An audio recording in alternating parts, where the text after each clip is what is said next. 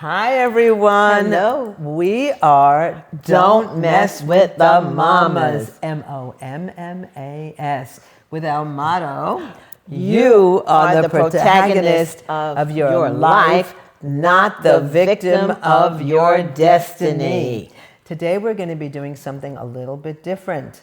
From the last segment, you know that we have a book. I have a book that is called A Day in the Next, A Journey from Brooklyn to Buddhism. And part 2 of that book is called How to Run a Gourmet Restaurant on 4 Microwaves and an Oven in an Island in the South. So today we're going to be interviewing my husband, Chuck Black, who was the creator of this restaurant and got a 4-star review. So I'm going to be leaving. Carla's going to be taking over and doing the interview. Okay. Thank you. So Chuck, how are you? I'm great. Good, good. I wanted to know that since neither you or your wife had any experience with running a restaurant, how you got started and what were some of your challenges?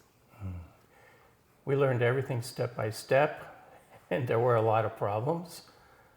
Like everybody else, you start out with a business plan, and then you have to find a space. You have to find the money to pay for the space, to pay for employees, get employees. You have to decorate a space, you have to get open, and then once you're open, that's when the real challenges occur, because you're dealing with the public. Mm-hmm.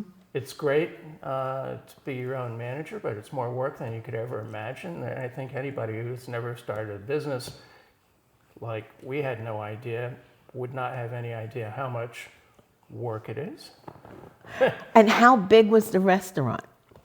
It was very tiny. It was called the Gallery Café, and we only had 6 tables. And over time, having started out as a coffee shop, we ended up as a restaurant and got a 4-star review from the Post and Courier in Charleston. So what were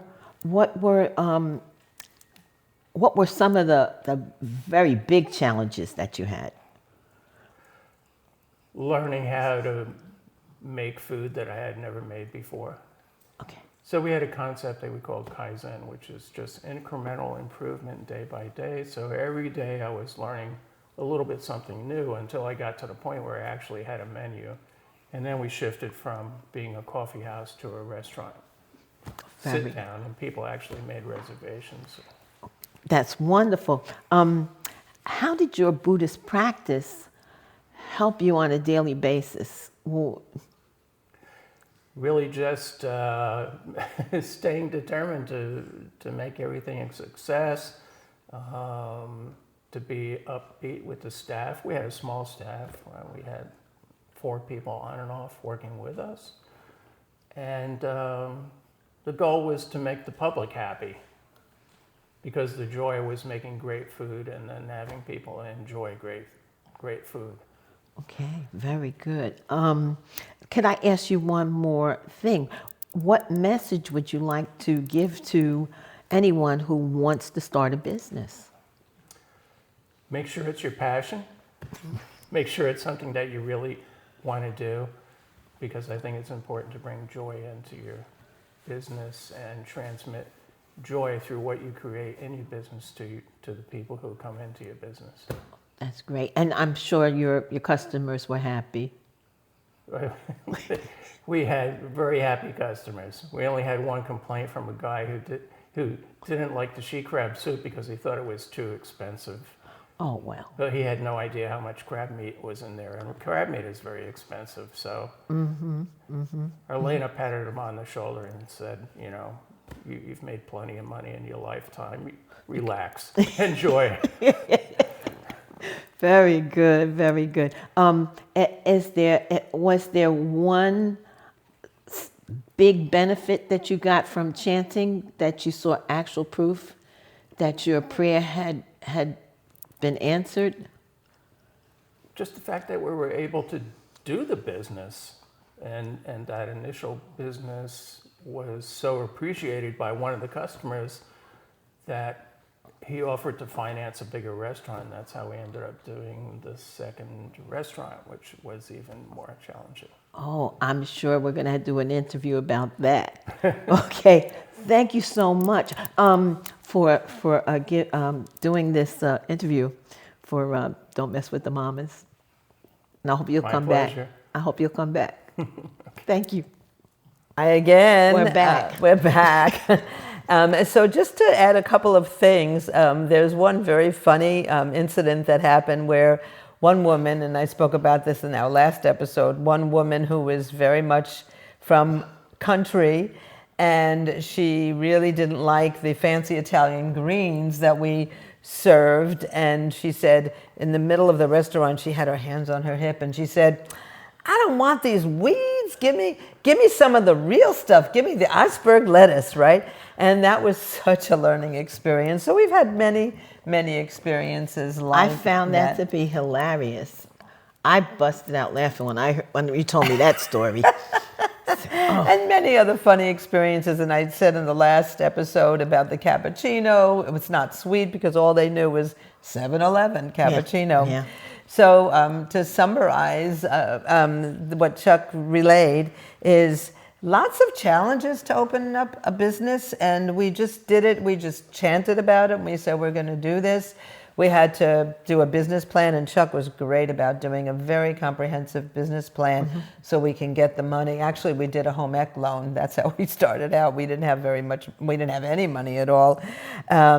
And all the hard work, and Chuck was definitely willing to do that incredible hard work. And again, we didn't have any kitchen, we didn't have anything that you need for a restaurant. So it was kind of wild that he got a 4-star review. The concept of Kaizen, incremental improvements, and I think that was really relating to our Buddhist practice, just trying to really improve a little bit every day. You don't have to do mammoth improvement, but just a little bit every day.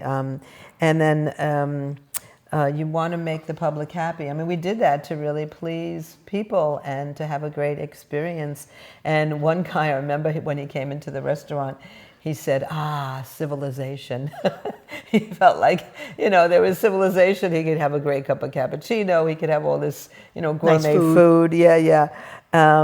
And I think, what's important to start anything is you need great passion, because there's a lot of difficulties, of course, and how you're going to make payroll and how you're going to do this and how you're going to please your employees, how you're going to please your customers. So lots of challenges, but all really great challenges indeed. Great. So to conclude, some encouraging words. As you know, we always conclude with encouraging words. And this is all from our SGI President Daisaku Ikeda, who passed a couple of years ago, but his words are just so monumentally inspiring. This says, creation is quite different from mere ideas. Even ideas require fundamental and extensive speculative accumulation. It goes without saying that creation in learning demands an incomparably greater fundamental ability. The task of creation is like a lofty mountain whose summit is formed only when there exist vast slopes and a solid foundation. Likewise, the fruitful work of creation can only be attained when it is based on the extensive knowledge of learning and profound speculation. So that's kind of heavy duty there, but talking about creation, you're certainly so creative. Just so you know, Carla on her way here told me that she had to pull over because she thought of a great line to a song that she's writing. Now she's into songwriting among her many talents. So anyway, that's it for today. Yes. Don't forget, we are Don't Mess with the Mamas, MOMMAS, with our motto, you are the protagonist of your life, not the victim of your destiny. And you can find us on YouTube and other platforms. And please, please, please email us at mamas, MOMMAS.podcast. Leave a comment. Yeah, leave a comment at gmail.com. Leave a comment, please. And we'd love to interview you guys. We're really looking for subjects to interview. We would absolutely adore that. How did you start your business? What are your dreams for the future? That would be super duper. Yes. So, okay. Okay, Bye for bye-bye. now. Bye-bye. Bye-bye. Happy New Year. Yes, yes, Bye. Happy New Year. Bye.